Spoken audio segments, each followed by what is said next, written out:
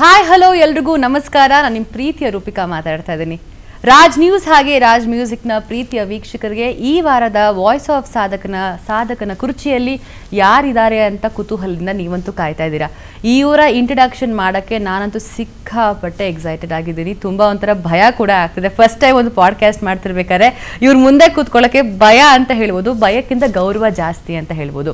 ಒಂದು ಚಿತ್ರರಂಗ ಬೆಳಿಬೇಕು ಅಥವಾ ಒಂದು ರಂಗ ಬೆಳಿಬೇಕು ಅಂತ ಹೇಳಿದ್ರೆ ಹಲವಾರು ಜನರ ಕೊಡುಗೆ ಇದ್ದೇ ಇರುತ್ತೆ. ಇವರ ಒಂದು ಪ್ರಮುಖ ಕೊಡುಗೆ ತುಂಬಾನೇ ಒಂಥರ ಪ್ರಬಲವಾಗಿದೆ ಅಂತ ಹೇಳಿದ್ರೆ ತಪ್ಪಾಗಲ್ಲ. ಇವರ ಒಂಥರ ಎಷ್ಟೊಂದು ಜನಕ್ಕೆ ಗುರುಗಳಾಗಿದ್ದಾರೆ, ಹಾಗೆ ಇವರು ತುಂಬಾ ಜನಕ್ಕೆ ಶಿಷ್ಯರಾಗಿದ್ದಾರೆ. ಅವರೆಲ್ಲ ಸೂಪರ್ ಸ್ಟಾರ್ಗಳಾಗೋಗಿದ್ದಾರೆ, ಹಾಗೇನೆ ರಿಯಲ್ ಸ್ಟಾರ್ ಆಗಿ ಕೂಡ ಇದ್ದಾರೆ.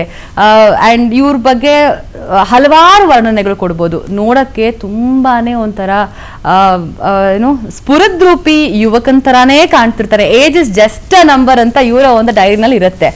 ಇವರು ಏನೋ ಆ್ಯಕ್ಟಿಂಗಿಗೂ ಸೈ ಅಂತ ಹೇಳ್ತಾರೆ, ಡೈರೆಕ್ಷನ್ಗೂ ಸೈ ಅಂತ ಹೇಳ್ತಾರೆ, ಹಾಗೆ ಮೆಲೋಡಿಯಸ್ ಆಗಿರೋ ಸೂಪರ್ ಡೂಪರ್ ಆಗಿರುವಂತಹ ಹಿಟ್ ಸಾಂಗ್ಸ್ ಕೊಟ್ಟು ಚಿತ್ರರಂಗನ ಇನ್ನೊಂದು ಉನ್ನತ ಮಟ್ಟಕ್ಕೆ ತಗೊಂಡು ಹೋದಂತಹ beautiful and ever talented music director ಕೂಡ ಹೌದು. ಹೇಳ್ತಾ ಹೋಗ್ತಾನೆ ಇರ್ತೀನಿ, ಅವ್ರನ್ನ ನಾನು ಇನ್ನ ಕಾಯಿಸಲ್ಲ. ಇಷ್ಟೆಲ್ಲ ಮಾತಾಡಿದ್ದೀನಿ ಅಂತ ಹೇಳಿದ್ರೆ ಗ್ರಂಥಾನೇ ಬರೆಯುವಂಥ ಇಂಟ್ರಡಕ್ಷನ್ ಇದೆ ಅಂತ ಹೇಳಿದ್ರೆ he is none other than the ever talented V Manohar sir ನಮ್ಮ ಒಂದು ಸ್ಟುಡಿಯೋದಲ್ಲಿದ್ದಾರೆ. Sir, welcome to the studio. Thank you very much. ಹೇಗಿದ್ದೀರಾ ಸರ್? ಚೆನ್ನಾಗಿದ್ದೀನಿ. ಸ್ವಲ್ಪ ಬಿಲ್ಡಪ್ ಜಾಸ್ತಿ ಆಯಿತು ಸರ್. ನೀವು ಬಿಲ್ಡ್ ಮಾಡಿರುವಂತಹ ಕೆರಿಯರ್ಗೆ ಈ ಬಿಲ್ಡಪ್ ಬೇಕೇ ಬೇಕು ಸರ್. ಸೊ ನಿಮ್ಮ ಬಗ್ಗೆ ಮಾತಾಡಬೇಕು ಅಂತ ಹೇಳಿದ್ರೆ ಫಸ್ಟ್ ಕ್ವೆಶ್ಚನ್ ನಾನು ಕೇಳ್ತೀನಿ, ಈ ನಗು ಯಾವಾಗ ಬರುತ್ತೆ, ಎಲ್ಲಿಂದ ಬರ್ತಾ ಇರುತ್ತೆ? ಅಕ್ಷಯ ಕಲ್ಪ ಥರ ಅದು ಫಿಲ್ ಆಗಿರುತ್ತೆ ಸರ್? ಎದುರುಗಡೆ ಇರೋರು ಒಳ್ಳೆ ಮನಸ್ಸಿನವರಾದಾಗ ಈ ತನ್ನಿಂತಾನೇ ಒಳ್ಳೆ ನಗು ಬರುತ್ತೆ. ಅಂದ್ರೆ ಆಕ್ಟಿಂಗ್ ಅಂತಲ್ಲ, ಒಂಥರ ಮನಸ್ಸಿಂದ ಬರುತ್ತೆ. ಬಿಕಾಸ್ ನಾನು ನಿಮ್ಮನ್ನ ತುಂಬಾ ವರ್ಷಗಳಿಂದ ನೋಡ್ಕೊಳ್ತಾ ಬರ್ತಾ ಇದ್ದೀನಿ. ಯಾವತ್ತಿದ್ರು ಮನೋಹರ್ ಸರ್ ನಲ್ಲಿ ಸಿಟ್ ಅನ್ನೋದು ನೋಡಿಲ್ಲ. ಅದು ನಿಮ್ಮ ಮನೆಯವ್ರನ್ನ ನೋಡಿರ್ತಾರೆ 100%, ಆದ್ರೆ ಪ್ರೊಫೆಷನಲಿ ನೀವು ಅದನ್ನ ಯಾವತ್ತೂ ಕಲ್ಟಿವೇಟ್ ಮಾಡ್ಕೊಂಡಿಲ್ವಲ್ಲ ಸರ್? ಈ ಒಂದು ಪಾಸಿಟಿವ್ ಎನರ್ಜಿಗೆ ನಿಮ್ಗೆ ಹೆಂಗ್ ಸಾಧ್ಯ ಆಯ್ತು? ಇಲ್ಲ, ಮೊದಲೆಲ್ಲ ಸಿಟ್ಟು ಬರ್ತಾ ಇತ್ತು. ನಾನು ಮ್ಯೂಸಿಕ್ ಮಾಡ್ತಿದ್ದಾಗ ದೊಡ್ಡ ಆರ್ಕೆಸ್ಟ್ರಾ ಇರ್ತಿತ್ತಲ್ಲ, ಆ ಟೈಮಲ್ಲಿ ಯಾರಾದರೂ ಒಬ್ಬರು ಮಿಸ್ಟೇಕ್ ಮಾಡಿದಾಗ ಸಿಟ್ಟು ಬರೋದು. ಯಾಕಂದರೆ ನಮ್ಮ ಇಷ್ಟೇ ಅವಧಿಯಲ್ಲಿ ನಾವು ರೆಡಿ ಮಾಡಿ ಕೊಡಬೇಕು, ಇಲ್ಲಾಂದರೆ ಸ್ಟುಡಿಯೋ ಮೀಟ್ರ್ ಹೋಗ್ತಾ ಇರುತ್ತೆ. ಆವಾಗೆಲ್ಲ ಸಿಟ್ಟು ಬರ್ತಿತ್ತು. ಆಮೇಲೆ ನಾನು ಡೈರೆಕ್ಷನ್ ಮಾಡಿದಾಗ ಕಲಾವಿದರು ತಪ್ಪು ಮಾಡಿದಾಗ ಅವಾಗ ರೀಲ್ ಇತ್ತು. ಇವಾಗಿನ ಥರ ಡಿಜಿಟಲ್ ಅಲ್ಲ, ನೆಗೆಟಿವ್. ಒಂದೊಂದು ಕ್ಯಾನ್ ಹೋಗ್ತಿದ್ದಾಗೇನೆ ನಮ್ಗೆ ಪ್ರೊಡ್ಯೂಸರ್ ಪಿಸ್ತೂಲ್ ಹಿಡ್ಕೊಂಡು ಥರ ಅಂದರೆ ನಮ್ಗೆ ಅನ್ಸೋದು. ಪಾಪ ಆ ಥರದವ್ರು ಸಿಕ್ಕಿಲ್ಲ.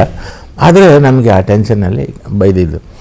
ನನಗೆ ಬಹುಶಃ ನಾನು ಸ್ವಲ್ಪ ನಾನು ತಿದ್ಕೊಂಡಿದ್ದಂದರೆ ಮಜಾ ಟ್ಯಾಕ್ಸಿಗೆ ಬಂದಮೇಲೆ.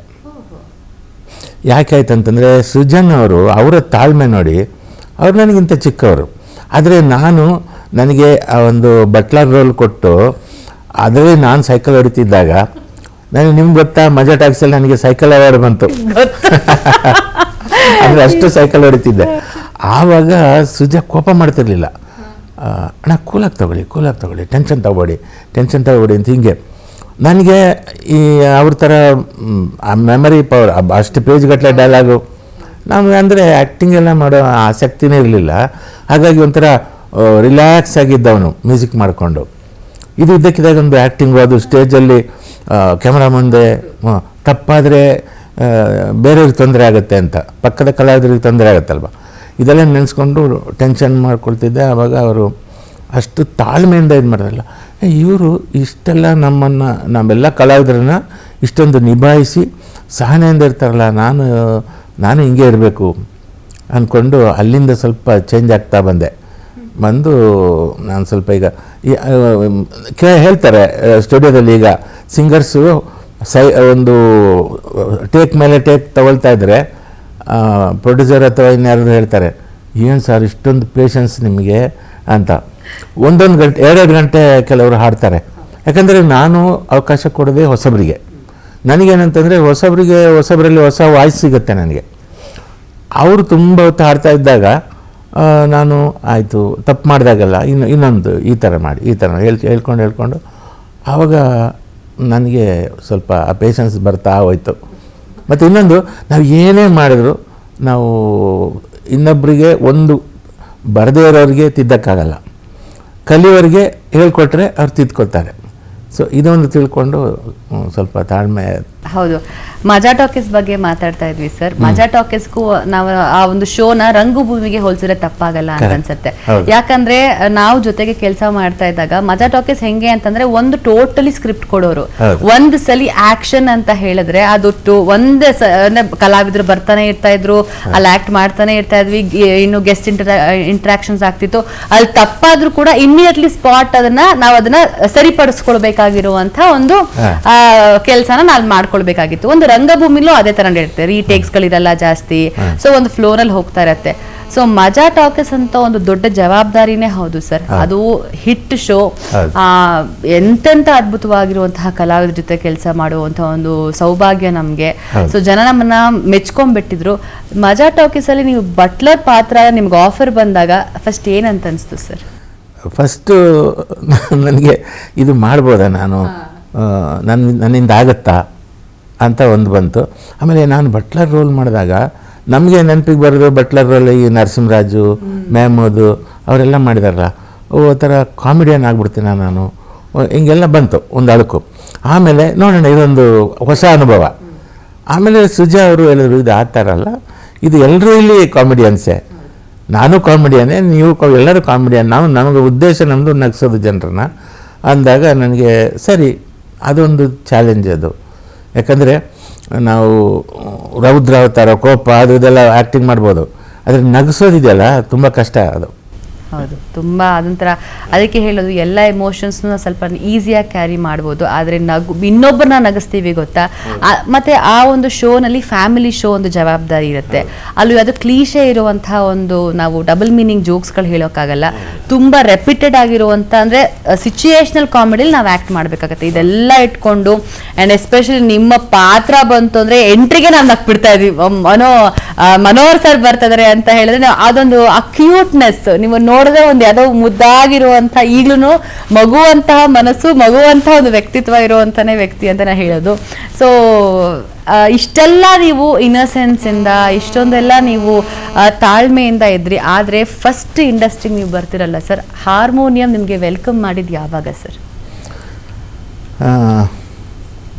ಬಹುಶಃ ನಾನು ಸಾಹಿತ್ಯ ಬರಿತಾ ಇರುವಾಗಲೇ ನನಗೆ ಈ ಸಂಗೀತದ ಆಸಕ್ತಿ ಆಯಿತು. ಆವಾಗ ಹಾರ್ಮೋನಿಯಂ ಕಲಿಯೋಕ್ಕೆ ಸೇರಿಕೊಂಡೆ ಚಾಮರಾಜಪೇಟೆಯಲ್ಲಿ, ಜಯಮನ್ ರಾವ್ ಅಂತ ಅವ್ರ ಹತ್ರ ಸೇರಿಕೊಂಡೆ. ಆಮೇಲೆ ಡಿಸ್ಕಂಟಿನ್ಯೂ ಆಯಿತು. ಆಮೇಲೆ ಈ ಸಾಧನಾ ಸ್ಕೂಲು ನಮ್ಮ ಮಂಜುಳಾ ಗುರು ಅವ್ರದ್ದು, ಅಲ್ಲಿ ಫಸ್ಟ್ ಬ್ಯಾಚ್ ಸ್ಟೂಡೆಂಟ್ ನಾನು, ಕೀಬೋರ್ಡ್ ಸ್ಟೂಡೆಂಟು. ಅಲ್ಲಿ ಕಲಿತು 6 ತಿಂಗಳಿಗೆ ನಾನು ಮ್ಯೂಸಿಕ್ ಡೈರೆಕ್ಟರ್ ಆದೆ. ನಾನು ಕನಸು ಮನಸ್ಸಲ್ಲೂ ಎಣಿಸಿರಲಿಲ್ಲ, ನಾನು ಸಂಗೀತ ನಿರ್ದೇಶಕ ಆಗುವ ಆಸೆನೂ ಇರಲಿಲ್ಲ. ಇದು ಹೇಗಾಯ್ತು ಅಂತಂದರೆ, ನನ್ನ ರೂಮ್ಮೇಟು LN ಶಾಸ್ತ್ರಿ ಅವರು, ನಾವು ಹಂಸಲೇಖ ಸರ್ ಹತ್ರ ಶಿಷ್ಯವೃತ್ತಿ ಮಾಡ್ತಿದ್ದಾಗ ಶಾಸ್ತ್ರಿ ಟ್ರ್ಯಾಕ್ ಆಡ್ತಾಯಿದ್ರು.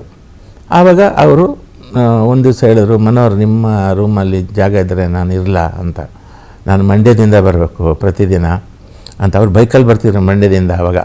ಆವಾಗ ಸಿಂಗಲ್ ದಾರಿ, ಆವಾಗ ರೋಡು ಸರಿ ಇರಲಿಲ್ಲ, ಮೈಸೂರು ಟು ಬ್ಯಾಂಗ್ಳೂರು ಆ ಥರ ಬರ್ತಾಯಿದ್ರು. ಅದಕ್ಕೆ ಅವರು, ನಾನು ಆಯಿತು ಬನ್ನಿ ನಮ್ಮ ರೂಮಲ್ಲಿ ಇರಿ ಅಂತ.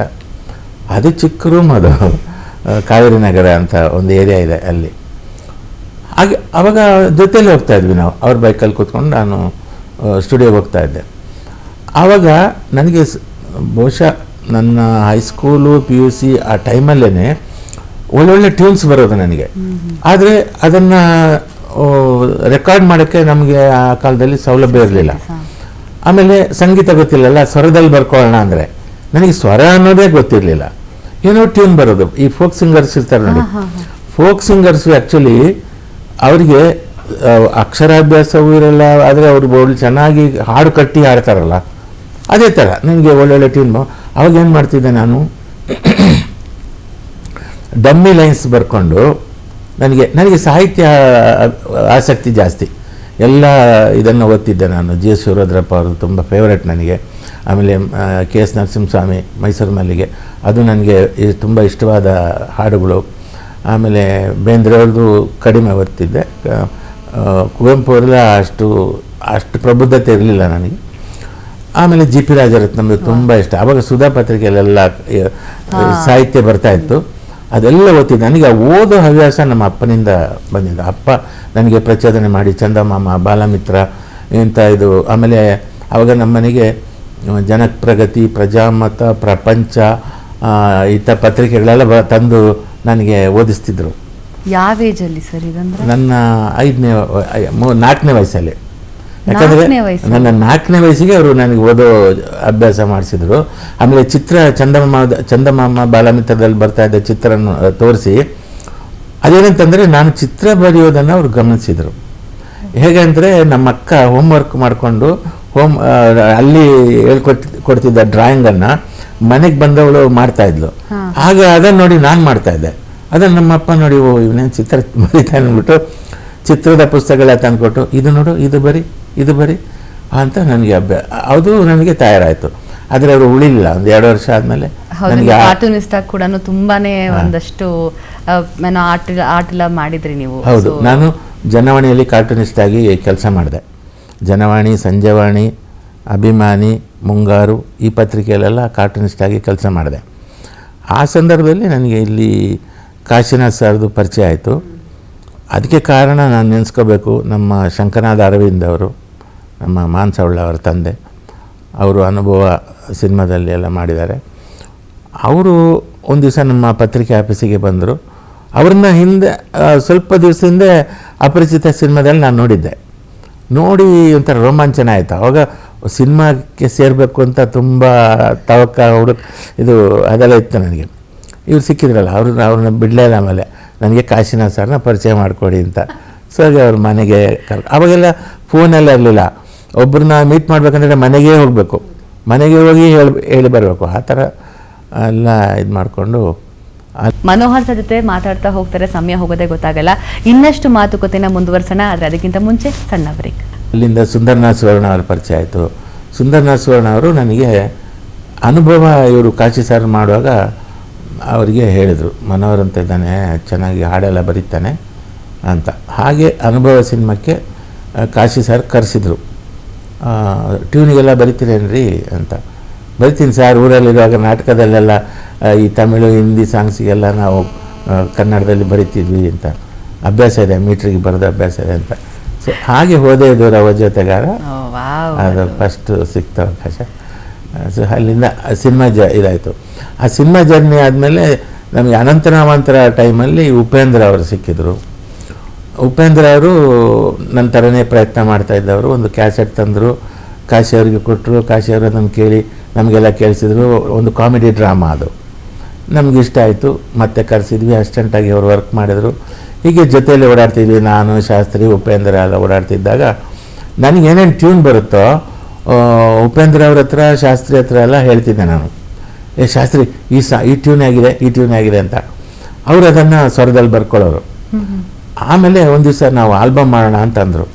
ಹಾಗೆ ಒಂದು ಕ್ಯಾಸೆಟ್ ಮಾಡಿದ್ವಿ ನಮ್ಮ ಖುಷಿಗೆ, ಓ ಕುಸುಮ ಬಾಲೆ ಅಂತ. ನಂದೇ ಸಾಹಿತ್ಯ ಸಂಗೀತ ನಮ್ಮದು. ಆವಾಗ ಸಾಧು ಕೀಬೋರ್ಡು ದೇವ, ಡ್ರಮ್ಮರ್ ದೇವ ಅವರೆಲ್ಲ ಅದರಲ್ಲಿ ವರ್ಕ್ ಮಾಡಿದರು. ಆಮೇಲೆ ತಬಲಾ ವೇಣುಗೋಪಾಲರಾಜು ಅವರು ವರ್ಕ್ ಮಾಡಿದರು. ಆ ಓ ಕುಸುಮ ಬಾಲೆಯಲ್ಲಿ 8 ಹಾಡು ಅಲ್ಲಿ ಹಂಸಲೇಖ ಸರ್ ಹತ್ರ ರಿಕ್ವೆಸ್ಟ್ ಮಾಡಿಕೊಂಡು ಅವ್ರ ಹತ್ರ ಹಾಡಿಸಿದ್ವಿ. ಹಂಸಲೇಖ ಸರ್ ಹಾಡಿದರು, ಲತಾ ಮೇಡಮ್ ಹಾಡಿದರು, ಶಾಸ್ತ್ರಿ ಹಾಡಿದರು. ಸೊ ಆ ಕ್ಯಾಸೆಟನ್ನು ನಾನು ಉಪ್ಪಿಗೆ ಕೊಟ್ಟಿದ್ದೆ. ಅವರಿಗೆ ಫಸ್ಟು ಒಂದು ಅವರ ಡೆಬ್ಯೂ ಸಿನಿಮಾ ಇದು ತರಲೆ ನನ್ನ ಮಗ ಅವ್ರು ಮಾಡುವಾಗ ನನ್ನ ಜೊತೆ ವರ್ಕ್ ಮಾಡಿ ಅಂತಂದರು. ಅದಕ್ಕೆ ಅಸಿಸ್ಟೆಂಟಾಗಿ ವರ್ಕ್ ಮಾಡಿದೆ ನಾನು. ಒಂದು ಶೆಡ್ಯೂಲಲ್ಲಿ ನಾನು ಅಸಿಸ್ಟೆಂಟ್ ಡೈರೆಕ್ಟ್ರು. ಆಮೇಲೆ ಶೆಡ್ಯೂಲ್ ಬೇಕಾಗಿ ಮ್ಯೂಸಿಕ್ ಮಾಡಬೇಕು. ಆ ಟೈಮಲ್ಲಿ ಉಪ್ಪು ಹೇಳಿದ್ರು, ಇದಕ್ಕೆ ನೀವೇ ಮ್ಯೂಸಿಕ್ ಮಾಡಿ ಅಂತ. ನನಗೆ ಭಯ ಆಗೋಯ್ತು. ನಾನು ಸ್ವರ ಎಲ್ಲ ಕಲ್ತಿಲ್ಲ, ಈಗ ಬೇಡ, ಸ್ವಲ್ಪ ದಿನ ಕಲಿ, ಮತ್ತು ನೀವು ಓ ಕುಸುಮ ಬಾಲೆ ಅಂತ ಆಲ್ಬಮ್ ಮಾಡಿದಿರಲ್ಲ ಅಂತಂದರು. ಅದು ನನ್ನ ಟ್ಯೂನು ಡಡ ಹಿಂಗೆ ಹೇಳ್ಕೊಂಡ್ರೆ ಅವರು ಸ್ವರದಲ್ಲಿ ಬರ್ಕೊಳ್ತಾರೆ, ಇದು ಹಾಗೆ ಮಾಡಿ ಅಂದರು. ಇನ್ನು ಬಿಡಲ್ಲ ಅವರು ಅಂದ್ಕೊಂಡು ಹೋಗಲಿ ಅಂತ ಒಪ್ಕೊಂಡಾದ್ಮೇಲೆ ಉಪೇಂದ್ರ, ಮುರಳಿ ಮೋಹನು, ನಾನು, ಎಲ್ ಎನ್ ಶಾಸ್ತ್ರಿ ಮತ್ತು ಡೋಲಕ್ ಜೆರಾಲ್ಡು ನಾವು ಸಂಧ್ಯಾ ಲಾಡ್ಜಲ್ಲಿ ರೂಮ್ ಹಾಕ್ಕೊಂಡು ಏನೇನು ಬರುತ್ತಾ ನಮಗೆ ಟ್ಯೂನು ಅವರಕ್ಕೆ ಉಪ್ಪಿ ಅದಕ್ಕೆ ಡಮ್ಮಿ ಬರ್ಕೊಂಡು ಎಲ್ಲ ಮಾಡಿ ಒಂದು ಹುಡುಗಾಟಿಕೆಯಲ್ಲಿ ತರಲೆ ನನ್ನ ಮಗ ಮ್ಯೂಸಿಕ್ ಮಾಡಿದ್ವಿ. ಅದು ಅದರಲ್ಲಿ ಒಂದು ಹಾಡು ಜಗ್ಗೇಶ್ ಅವ್ರ ಕೈಯಲ್ಲಿ ಹಾಡಿಸಿದೆ. ನಿನ್ನ ನಿನ್ನ ನಿನ್ನ ನಿನ್ನ ನಿನ್ನ ನಿನ್ನ ಜಾಡ್ಸಿ ಓದಿತ್ತೀನಿ ಅಂತ. ಈಗ್ಲೂ ಬೈಬಲ್ ಸಾಂಗ್ ಬರ್ಬೇಕಾದ್ರೆ ಫಸ್ಟ್ ಇರುತ್ತದು. ನನ್ನ ಫಸ್ಟ್ ರೆಕಾರ್ಡಿಂಗ್ ಸಾಂಗ್ ಅದು, ಜಾಡಿಸಿ ಓದಿತೀನಿ. ಅದಾದಮೇಲೆ ಆ ಹಾಡು ಆ ಸಿನಿಮಾ ಆದಮೇಲೆ ಅವರು ಹೋಮ್ ಪ್ರೊಡಕ್ಷನ್ ಮಾಡೋಕ್ಕೆ ಹೊರಟರು, ಬಂಡ ನನ್ನ ಗಂಡ ಅಂತ. ಆಗ ಜಗ್ಗೇಶ್ ಹೇಳಿದ್ರು, ಮನೋಹರ್ ನೀನೇ ಮಾಡು ಈ ಪಿಕ್ಚರ್ಗೆ ಅಂತಂದರು. ಸರಿ, 2ನೇ ಸಿನಿಮಾ.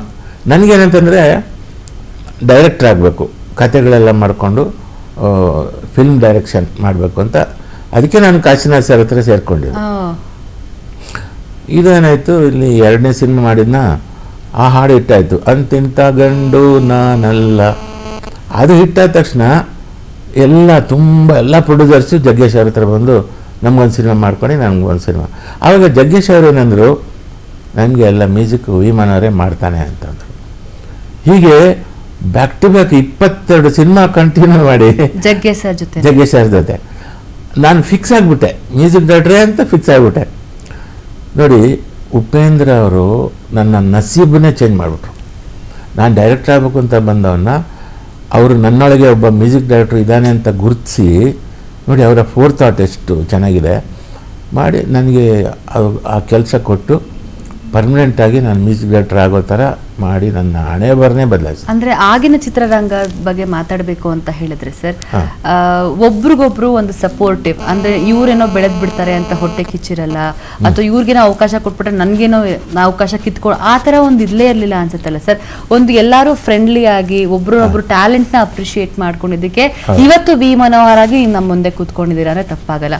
ಸೊ ಉಪ್ಪಿ ಸರು ಅವಾಗಲೂ ತುಂಬಾನೇ ಸ್ಟ್ರಗಲಿಂಗ್ ಟೈಮು. ಅವರು ಇನಿಷಿಯಲ್ ಡೇಸ್ ಅಲ್ಲಿ ಕೂಡ ಅದೇ ಚಾಮರಾಜಪೇಟೆಯಲ್ಲಿ ಮನೆಯಲ್ಲಿದ್ದಾಗ ಚಿಕ್ಕ ಮನೆಯಲ್ಲಿ ತಂದೆ ತಾಯಿ ಕೂಡ ಕಷ್ಟಪಟ್ಕೊಂಡು ಅವಾಗ ಅವರ ಕ್ರೇಜಿನೆಸ್ ಹೆಂಗಿತ್ತು ಸರ್?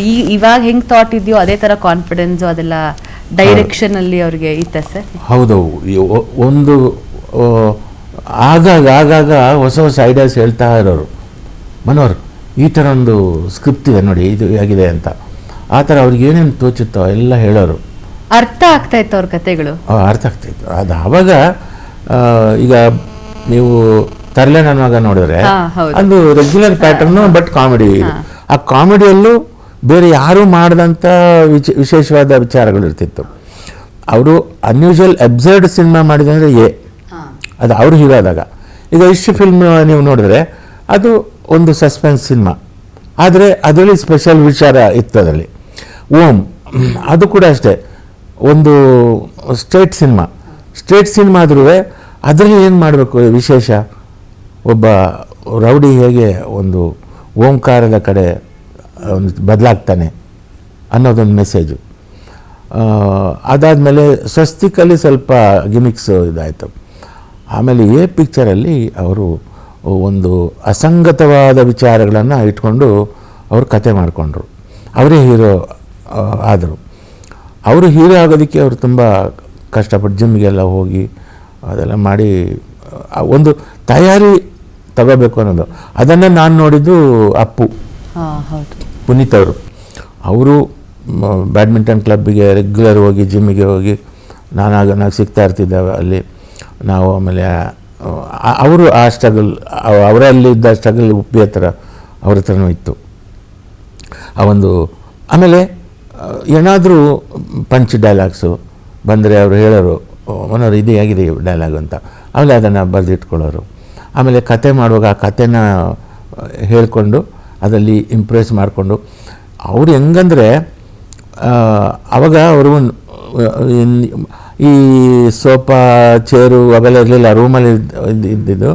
ನೆಲದಲ್ಲಿ ಕೂತ್ಕೊಂಡು ಬಗ್ಗಿ ಬರೆಯೋರು, 1-2 ಗಂಟೆವರೆಗೂ ಬರೆಯೋರು.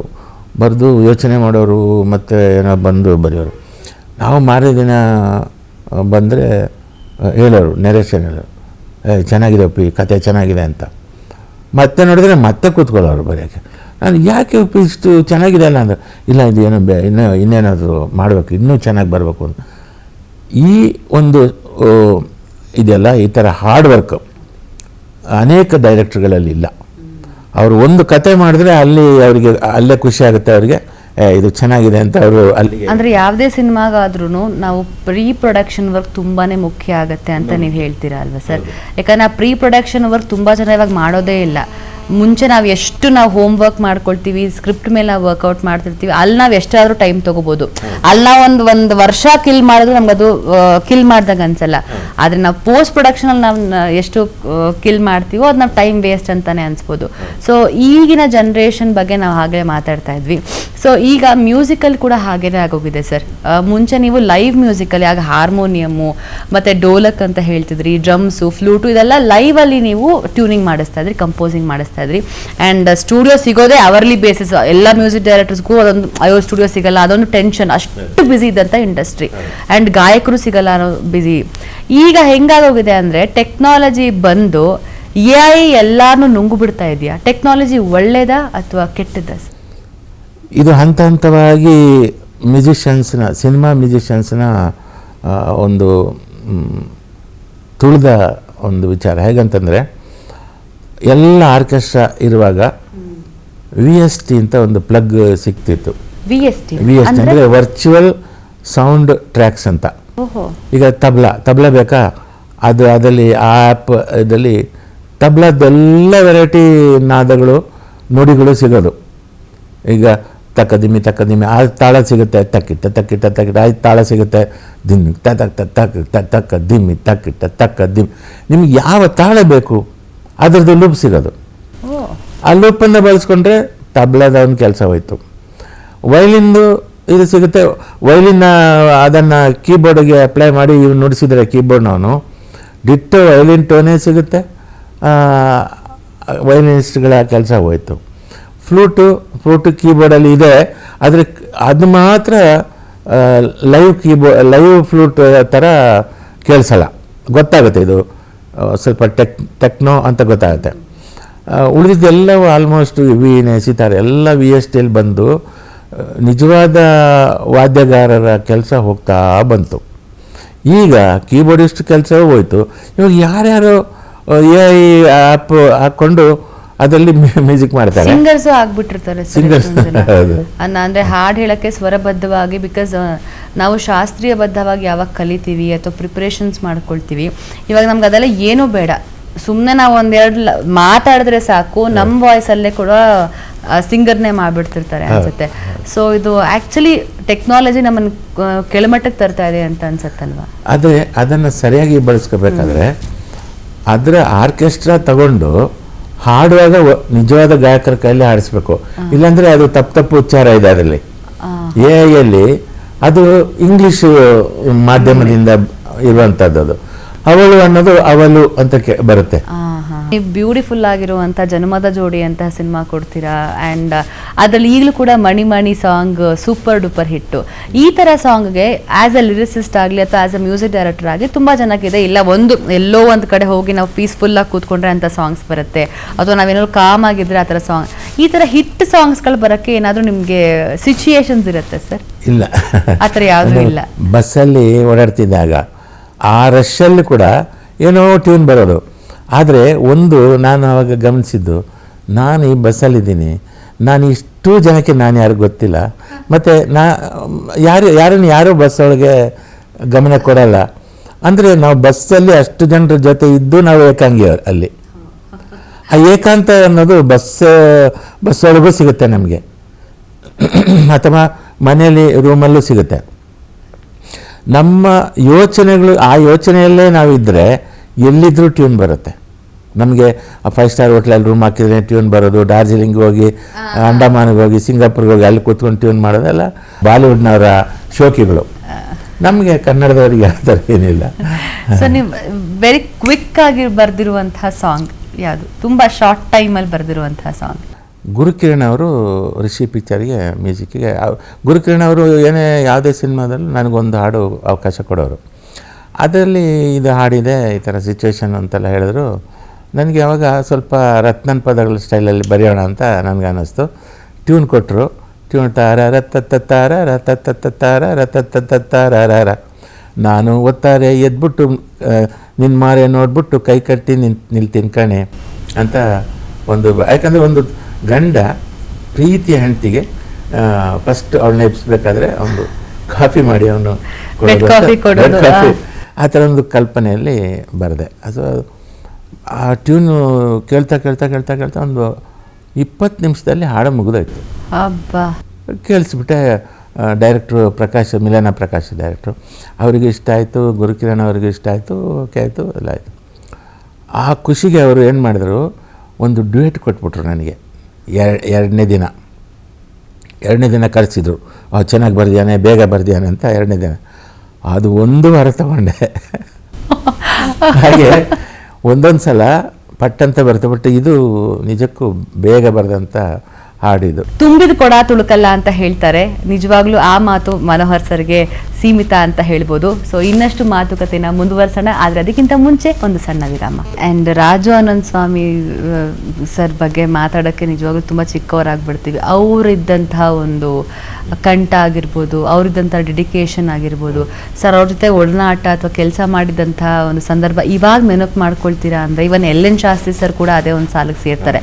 ಇವರೆಲ್ಲ ನಮ್ಮ ದೇಸಿ ಪ್ರತಿಭೆಗಳು, ನಮ್ಮ ಕರ್ನಾಟಕದ ನಮ್ಮವರೇ ಆದಂತಹ ಅದ್ಭುತವಾದಂಥ ಪ್ರತಿಭೆಗಳು.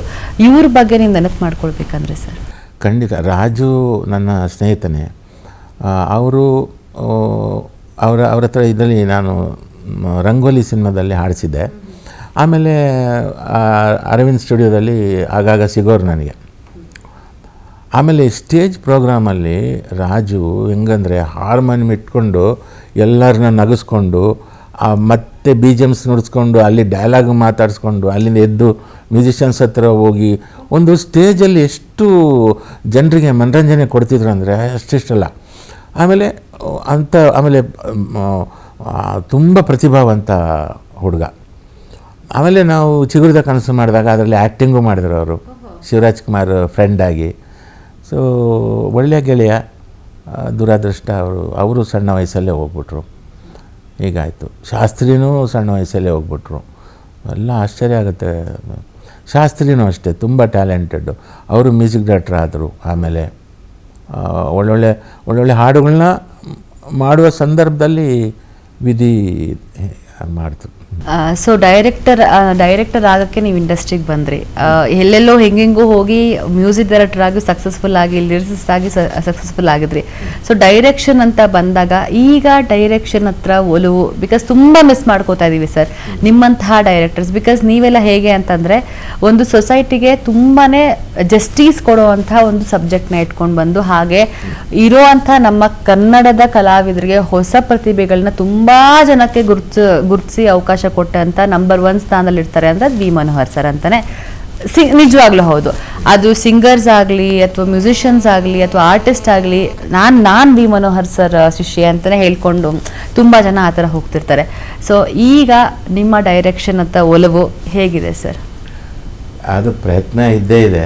ಇಲ್ಲಿ ಏನಂತಂದರೆ ನಮ್ಮ ಚಿತ್ರರಂಗ ಹೇಗೆ ಸೌತ್ ಇಂಡಿಯಾ ಅಥವಾ ಇಂಡಿಯಾ ಅಂತ ಹೇಳ್ಬೋದು, ಹೀರೋಯಿಸಮ್ ಸಿನಿಮಾ ನಮ್ಮಲ್ಲಿ ಜಾಸ್ತಿ. ನಿರ್ಮಾಪಕರು ಒಂದು ಹಣ ತೊಡಗಿಸ್ಕೋಬೇಕಾದ್ರೆ ಅವರು ಫಸ್ಟು ಯಾರು ಹೀರೋ ಅಂತ ಹೀರೋ ಕಾಲ್ ಶೀಟ್ ತಗೊಂಡು ಸಿನಿಮಾ ಮಾಡುವಂಥ ಪದ್ಧತಿ. ಅದು ನೋಡಿ ಮಲಯಾಳಂ ಅವರು ಅದನ್ನು ಬ್ರೇಕ್ ಮಾಡಿದರು. ಅವರು ಕಥೆನೇ ಹೀರೋ ನಮಗೆ ಅಂತ ಆ ಥರ.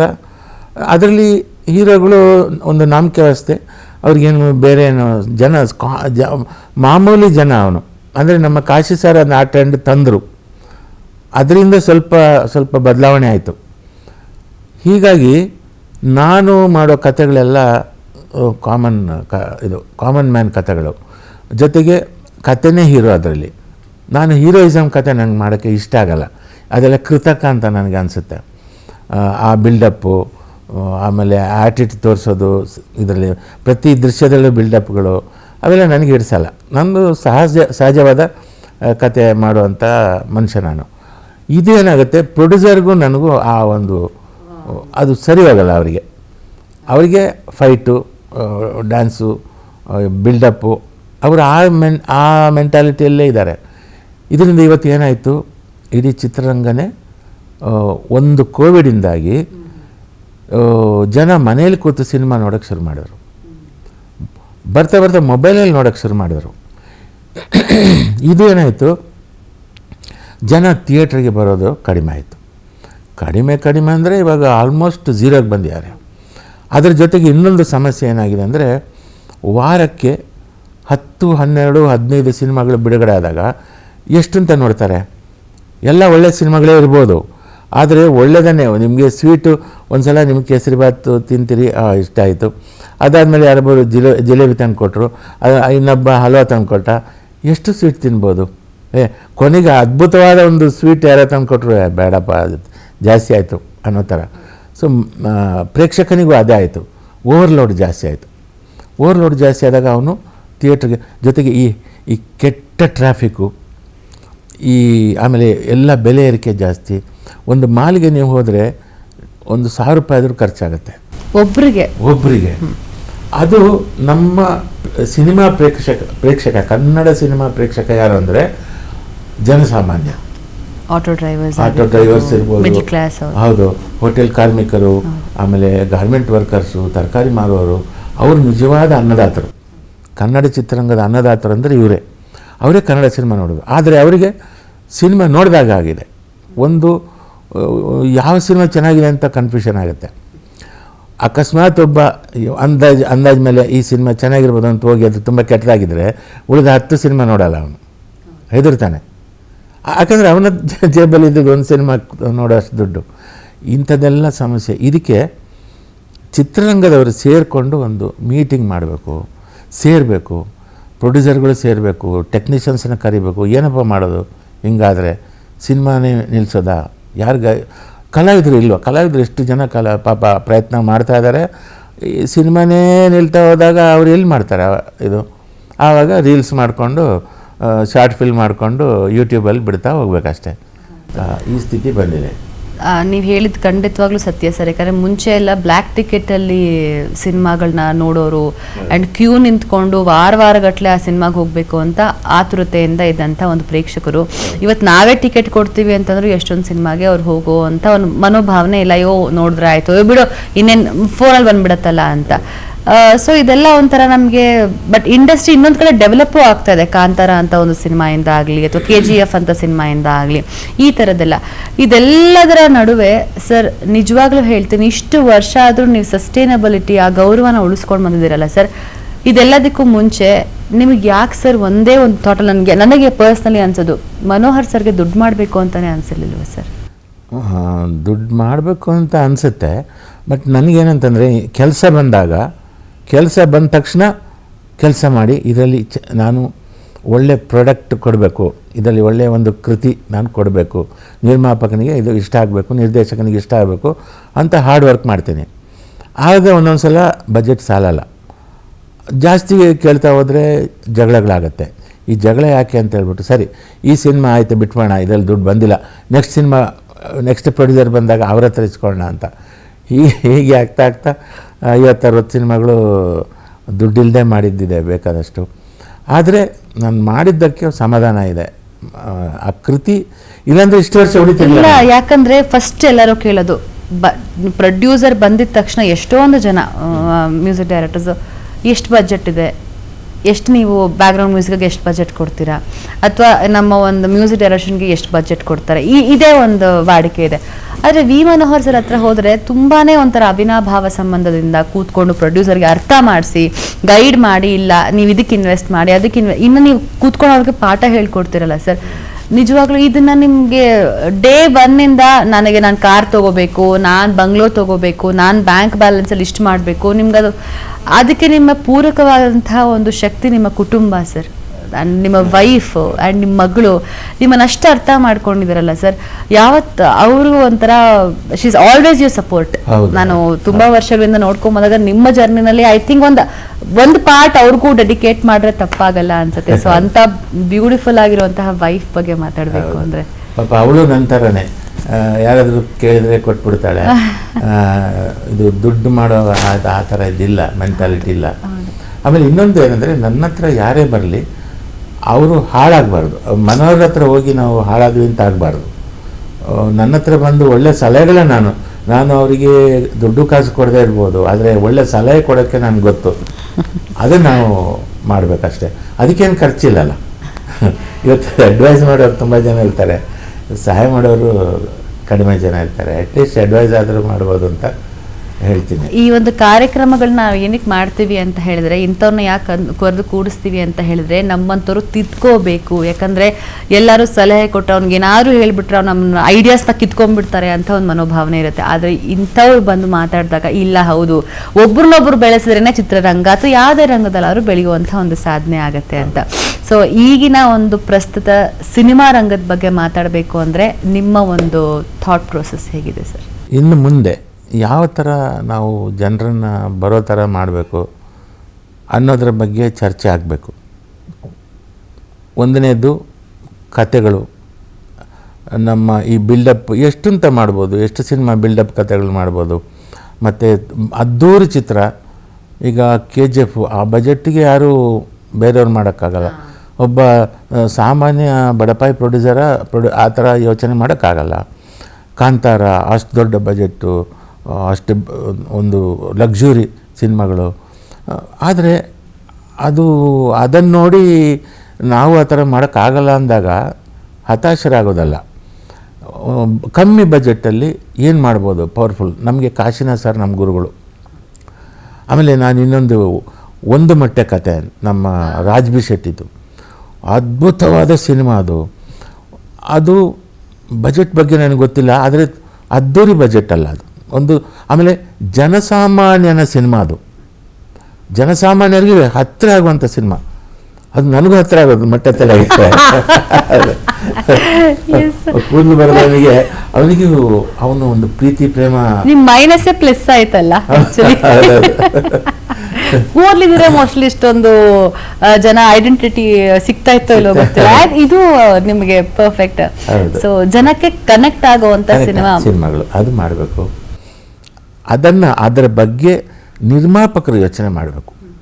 ಇವತ್ತು ನಿರ್ಮಾಪಕರು ಏನಂತಂದರೆ, ತುಂಬ ಈಸಿಯಾಗಿ ದುಡ್ಡಾಗಬೇಕಾದ್ರೆ ಒಬ್ಬ ಹೀರೋ, ಅವನ ಮಾರ್ಕೆಟು ಈ ಥರ ನೋಡ್ತಾ ಇದ್ದಾರೆ. ಕಮ್ಮಿ ಬಜೆಟಲ್ಲಿ ಒಂದು ಪವರ್ಫುಲ್ ಕಥೆನ, ಆಮೇಲೆ ಆ ಕಥೆನ ಅವ್ರು ನಿರ್ಧಾರ ಮಾಡೋದಲ್ಲ, ನಿರ್ಮಾಪಕ ನಿರ್ಧಾರ ಮಾಡೋದಲ್ಲ, ಅದಕ್ಕೊಂದು ಅವರ ಎಜುಕೇಟೆಡ್ ಕ್ಲಾಸ್ ಅವ್ರನ್ನ ಕಮಿಟಿ ಥರ ಮಾಡಿ. ಈಗ ನಾನು ನಿರ್ಮಾಪಕ, ನನಗೆ ಜಡ್ಜ್ಮೆಂಟ್ ಇಲ್ಲ, ನಾನೇನು ಮಾಡ್ತೀನಿ, ಒಂದಷ್ಟು ಕಲ್ತವರು ಅಥವಾ ಸ್ವಲ್ಪ ಟೇಸ್ಟ್ ಇರೋರು, ಅಭಿರುಚಿ ಇರೋರು ಅವ್ರನ್ನ ಕೂರಿಸಿ, ನೋಡಪ್ಪ ನಾನು ಕತೆ ಸಿಲೆಕ್ಟ್ ಮಾಡಿದ್ದೀನಿ, ಇದು ಹೇಗಿದೆ, ನೀವು ಇದು ಮಾಡಿ, ಲೋಪದೋಷಗಳಿದ್ರೆ ತಿದ್ದುಪಡಿ ಮಾಡಿ ಅಂತ ಹೇಳ್ಕೊಳ್ಳೋಕ್ಕೆ ಒಂದು ಕಮಿಟಿ ಇಟ್ಕೊಂಡು ಸಿನಿಮಾ ಮಾಡಿ. ಯಾಕಂದರೆ ಸಿನಿಮಾದಲ್ಲಿ ನಿರ್ಮಾಪಕ ಗೆಲ್ಲಬೇಕು. ಒಬ್ಬ ನಿರ್ಮಾಪಕ ಗೆದ್ದರೆ ಅವನು ಮತ್ತೆ ಮತ್ತೆ ಸಿನಿಮಾ ಮಾಡ್ತಾನೆ. ಇಲ್ಲಿ ಏನಾಗುತ್ತೆ, ಕೆಲವು ನಿರ್ದೇಶಕರು ಎಂಥವ್ರಂತಂದರೆ, ಇವನು ಮತ್ತೆ ಸಿನಿಮಾ ಮಾಡ್ತಾನೆ ಅಲ್ವಾ, ಈ ಸಿನಿಮಾದಲ್ಲಿ ಎಷ್ಟು ಚೆನ್ನಾಗಿ ಬೋಳ್ಸೋಣ, ಅಷ್ಟು ನುಣ್ಣಗೆ ಬೋಳ್ಸೋಣ ಅಂತ ಅವನಿಗೆ ಆಸೆ ಹುಟ್ಟಿಸಿ 75 ಲಕ್ಷದಲ್ಲಿ ಮುಗಿಸ್ತೀವಿ ಸಾರ್ ಅಂತೇಳಿ ಕೊನೆಗೆ ಅದು 3 ಕೋಟಿ 4 ಕೋಟಿ ಆಗಿ ಅವ್ರನ್ನೂ ನಮ್ಮ ಹತ್ರ ಬಂದು. ಮನೋಹರ್ ಸರ್ ಜೊತೆ ಮಾತಾಡ್ತಾ ಹೋಗ್ತಾರೆ, ಸಮಯ ಹೋಗೋದೇ ಗೊತ್ತಾಗಲ್ಲ. ಇನ್ನಷ್ಟು ಮಾತುಕತೆನ ಮುಂದುವರ್ಸೋಣ, ಆದರೆ ಅದಕ್ಕಿಂತ ಮುಂಚೆ ಸಣ್ಣ ಬ್ರೇಕ್. ಇಂಡಸ್ಟ್ರಿನೇ ಬೇಡ ಬೇಡ ಅಂತ ಒಬ್ಬ ಪ್ರೊಡ್ಯೂಸರ್ ಹೋದ ಅಂದರೆ ಒಂದು 30-40 ಜನರ ಊಟ ಹೋಯ್ತು ಅದು. ಸೊ ಹಾಗಾಗಿ ಒಬ್ಬ ನಿರ್ಮಾಪಕ ಉಳಿದ ಅಂದರೆ 30-40 ಜನ ತಂತ್ರಜ್ಞರು ಅವರ ಜೀವನ ನಡೆಯುತ್ತೆ. ಹಾಗಾಗಿ ನಿರ್ಮಾಪಕರನ್ನು ಉಳಿಸೋದಕ್ಕೆ ತಂತ್ರಜ್ಞರು ಆದಷ್ಟು ಮುತುವರ್ಜಿಯಿಂದ ಕೆಲಸ ಮಾಡಬೇಕು. ಆಮೇಲೆ ನಿರ್ಮಾಪಕನ ಜವಾಬ್ದಾರಿಯೂ ಜಾಸ್ತಿ ಇದೆ. ಅವನು ಸುಮ್ಮನೆ ಶೋಕಿಗೋಸ್ಕರ ಸಿನಿಮಾ ಇಂಡಸ್ಟ್ರಿಗೆ ಬರೋದು ಬೇಡ, ಅಂಥವ್ರು ಸಿನಿಮಾ ಮಾಡೋದು ಬೇಡ. ಶೋಕಿ ಮಾಡೋಕ್ಕೆ ಬೇಕಾದಷ್ಟು ದಾರಿ ಇದೆ. ಅದರ ಬದಲು ಅವರು ನಿಜಕ್ಕೂ ಸಿನಿಮಾ ಮಾಡಬೇಕು ಅಂತಿದ್ದರೆ ಒಳ್ಳೆ ತಂತ್ರಜ್ಞರನ್ನ ಇಟ್ಕೊಂಡು, ಕತೆಗಾರನ ಇಟ್ಕೊಂಡು ಕತೆ ಮಾಡಿಸಿ ಅದನ್ನು ಎಷ್ಟು ಕಡಿಮೆ ಬಜೆಟಲ್ಲಿ ಮಾಡ್ಬೋದು ಅಂದ್ಕೊಂಡು. ಯಾಕಂದರೆ ಒಂದು ಹಂತ ಇವತ್ತು ಬಿದ್ದೋಗೋ ಅಂತ, ಇದು ಒಂದು ಮನೆ ಬಿದ್ದು ಬೀಳ್ತಾ ಇದೆ, ಅದನ್ನು ರಿಪೇರಿ ಮಾಡೋಕ್ಕಾಗಲ್ಲ ಅಂದಾಗ ಕೆಡವಿ ಮತ್ತು ವಸ್ತು ಕಟ್ಟಬೇಕಾದ್ರೆ ಇವಾಗ ತಂತ್ರಗಾರಿಕೆ ಎಲ್ಲ ಬದಲಾಗಿದೆ, ಹೊಸ ಟೆಕ್ನಾಲಜಿ ಬಂದಿದೆ, ಅದರಲ್ಲಿ ಏನು ಮಾಡ್ಬೋದು. ಈಗ AI ಬಂತು, AI ಸಿನಿಮಾ ಮಾಡಬೇಕಾದ್ರೆ ಅದು AI ಥರ ಒಂದು 2-3 ಸಿನಿಮಾ ನೋಡಿದ ಮೇಲೆ ಮತ್ತೆ ಬೋರ್ ಆಗುತ್ತೆ. ಯಾಕಂದರೆ ಅದರಲ್ಲಿರೋದು ಕೆಲವು ಸಿಲೆಕ್ಟೆಡ್ ಮುಖಗಳು ಅದೇ ಬರ್ತವೆ. ಆಮೇಲೆ ನೋಡಿದ್ರೆ ಗೊತ್ತಾಗುತ್ತೆ, ಚಂದಮಾಮ ಬಾಲಮಿತ್ರ ಪುಸ್ತಕದ ಪೇಂಟಿಂಗ್ ಥರ ಇರ್ತವೆ ಅದು. ಅದರಲ್ಲಿ ಆ ತಂತ್ರಜ್ಞಾನ ಬಳಸ್ಕೊಂಡು ರಿಯಲ್ ಆರ್ಟಿಸ್ಟ್ಗಳನ್ನ ಇಟ್ಕೊಂಡು ಏನು ಮಾಡ್ಬೋದು, ಇದೆಲ್ಲ ಮಾಡಿಕೊಂಡು ಇದಕ್ಕೆ ತುಂಬ ಕೆಲಸ ಇದೆ. ಅದೆಲ್ಲ ಆಗಬೇಕಾದ್ರೆ ಮೀಟಿಂಗ್ ಸೇರಬೇಕು. ತಮ್ಮ ತಮ್ಮ ಈಗೋ, ತಮ್ಮ ತಮ್ಮ ಜಂಬ ಅಹಂಕಾರ ಬಿಟ್ಟು ನಾವೆಲ್ಲರೂ ಬದುಕಬೇಕಪ್ಪ ಚಿತ್ರರಂಗದಲ್ಲಿ. ಈ ಚಿತ್ರರಂಗವನ್ನು ಉಳಿಸ್ಬೇಕು ಅಂತ ಒಳ್ಳೆಯ ಉದ್ದೇಶ ಇಟ್ಕೊಂಡು ಎಲ್ಲ ಸೇರಬೇಕು, ಮೀಟಿಂಗ್ ಕರಿಬೇಕು. ಈಗ ಕಲಾವಿದರ ಸಂಘ ಇದೆ, ಅಲ್ಲಿ ಜಾಗ ಇದೆ, ದಿನ ಕಾರ್ಯಕ್ರಮ ಏನು ನಡೆಯಲ್ಲ ಅಲ್ಲಿ. ಆಗ ಒಂದು ಖಾಲಿ ಇದ್ದ ಸಂದರ್ಭದಲ್ಲಿ ಅಲ್ಲಿ ಎಲ್ಲರೂ ಸೇರಿಕೊಂಡು ಚರ್ಚೆ ಮಾಡ್ತಾ ಹೋಗಿ ದಿನಗಟ್ಟಲೆ ಯಾವುದೋ ಒಂದು ಒಳ್ಳೊಳ್ಳೆ ವಿಚಾರಗಳು. ತಿಳಿದವರು ತುಂಬ ಜನ ಇದ್ದಾರೆ, ನಿರ್ಮಾಪಕರಲ್ಲೂ ತಿಳಿದವರು ಇದ್ದಾರೆ, ನಿರ್ದೇಶಕರಲ್ಲೂ ಇದ್ದಾರೆ, ಕಲಾವಿದರಲ್ಲೂ ಇದ್ದಾರೆ.